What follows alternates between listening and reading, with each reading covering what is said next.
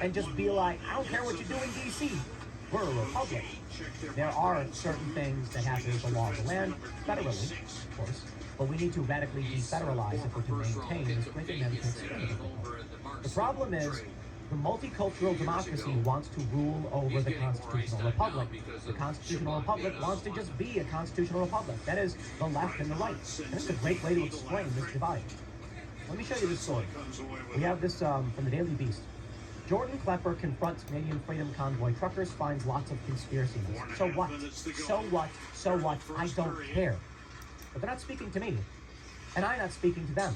I don't care to speak to them. I don't care about their worldview or their opinions. Jordan Klepper he's a bad faith actor.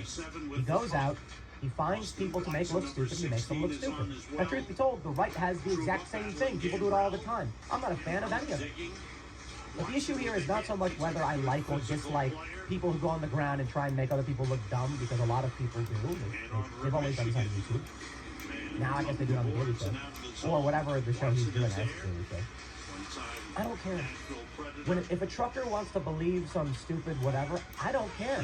Because I believe in a constitutional republic. I believe that we have rights laid out in the Constitution. We can amend those rights. We can amend the Constitution. I shouldn't say laid out, defended against the government in the Constitution. We have many rights that are not in the Constitution because our rights don't come from the Constitution. But I like the idea that if this guy wants to believe that stuff, bro, you go ahead, you believe whatever you want to believe.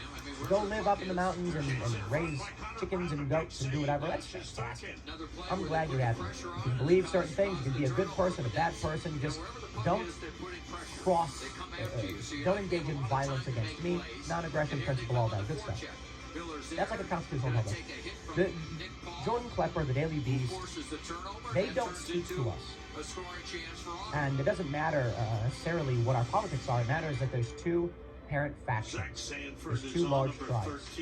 We have separated from each other. You're never going to convince Jordan Klepper. You know, last night when I was arguing with Stephen about certain views he had, my position was the left, obviously, is a bigger threat to the stability of the United States than the right. He's like, that's not true. Everyone, national security to believe the far right because they're more organized. And I'm just like, who, where, when? You know, he mentioned sovereign citizens, and I'm just like, what have they done? They're not politically significant.